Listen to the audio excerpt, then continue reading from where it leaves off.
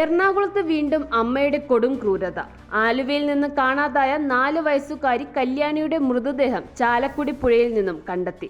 കുഞ്ഞിനെ പുഴയിലേക്ക് എറിഞ്ഞ് കൊലപ്പെടുത്താൻ ശ്രമിച്ചത് സന്ധ്യ എന്ന അമ്മ. അമ്മയായ സന്ധ്യയെ പോലീസ് കസ്റ്റഡിയിലെടുത്തിട്ടുണ്ട്. സംഭവവുമായി ബന്ധപ്പെട്ട കൂടുതൽ വിവരങ്ങളുമായി ആസിയ ചേരുന്നു. അപർണ, കഴിഞ്ഞ ദിവസം കേരളക്കര മുഴുവൻ വളരെ പ്രതീക്ഷയുടെയും പ്രാർത്ഥനയുടെയുമാണ് ആ 4 വയസ്സുകാരിക്ക് വേണ്ടി കാത്തിരുന്നത്.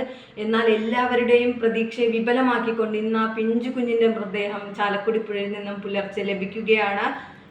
ഒരു അമ്മയുടെ ക്രൂരതയാണ് നമുക്കിവിടെ ആ പെൺകുഞ്ഞിന്റെ ജീവൻ തന്നെ നഷ്ടമായിരിക്കുന്നത്. എന്നും അമ്മയുടെ കൈപിടിച്ച് അംഗൻവാടിയിൽ പോവുകയും തിരിച്ചു വരികയും ചെയ്ത ആ പെൺകുഞ്ഞിനെ അമ്മ കുറുമാശ്ശേരിക്കടുത്തുള്ള പുഴയിൽ ഉപേക്ഷിക്കുകയായിരുന്നു.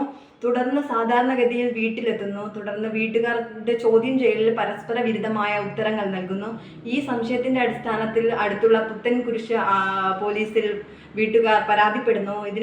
ഇതിനനുസൃതമായി പോലീസുകാർ സന്ധ്യയെ ചോദ്യം ചെയ്യുന്നു. ചോദ്യം ചെയ്യലിൽ കുറുമാശ്ശേരിക്കടുത്തുള്ള പാലത്തിൽ ഉപേക്ഷിച്ചു എന്ന് സന്ധ്യ മൊഴി നൽകുന്നു.